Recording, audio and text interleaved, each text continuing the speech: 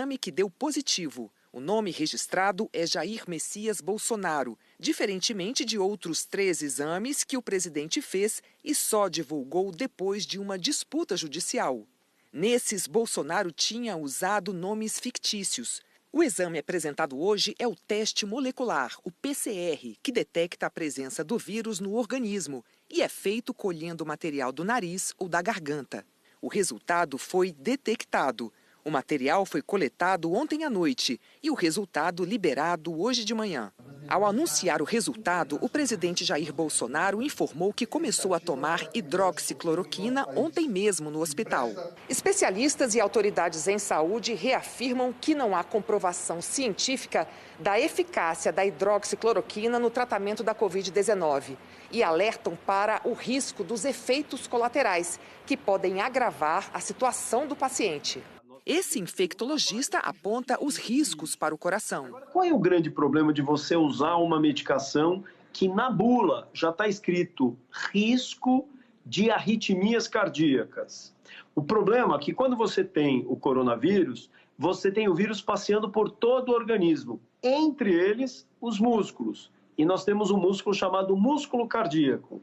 E ele pode ser comprometido pelo coronavírus. Ou seja, o coronavírus comprometendo o coração, por si só, pode levar à arritmia.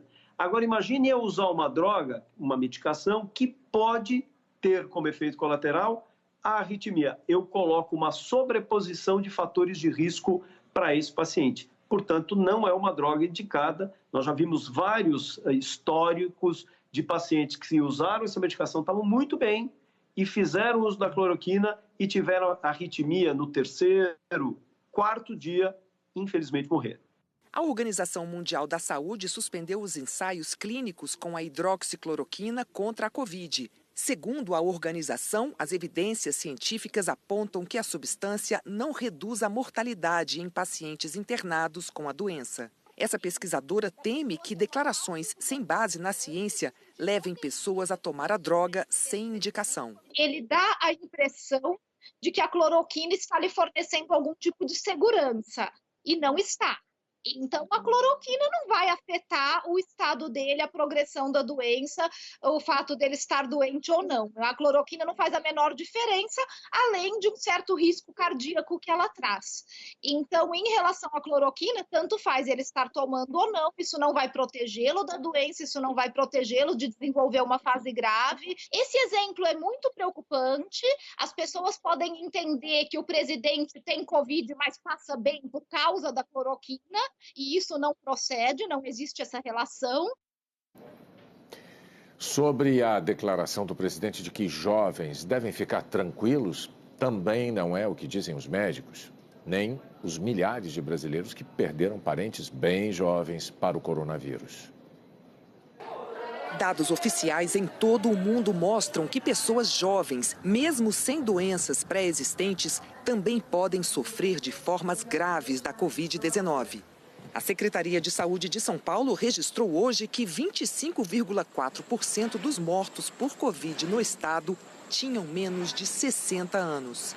O coordenador científico da Sociedade Brasileira de Infectologia alerta que não há idade para os cuidados. Jovens e idosos devem tomar todas as medidas para evitar o contágio. Pessoas jovens podem pegar a Covid-19 mesmo não tendo comorbidade alguma, visto que nós já tivemos vários casos no Brasil e sobretudo nos Estados Unidos, inclusive casos que foram a óbito, inclusive.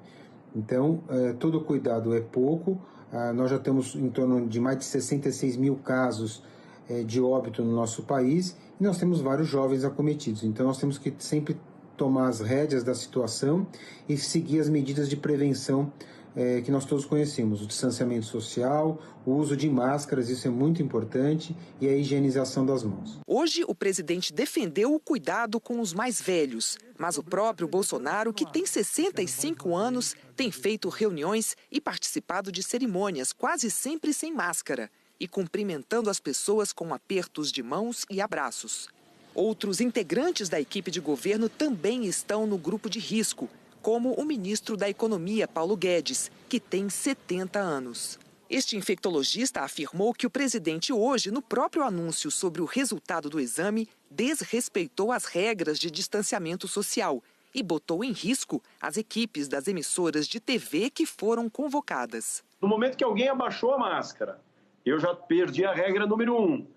Eu não tenho distanciamento, eu perdi a regra número 2. Então, as chances proporcionais tendem a aumentar. Bolsonaro disse ainda que o novo coronavírus é como uma chuva e vai atingir a maioria das pessoas.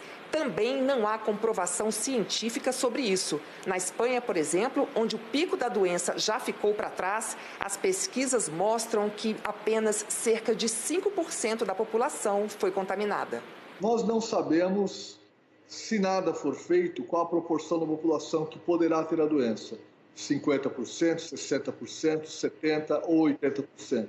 Com base em dados muito cuidadosamente produzidos por um dos mais importantes grupos de epidemiologia que temos no Brasil, o grupo de Pelotas, que nós temos uma média nacional de que cerca de 4% das pessoas que já tiveram a doença.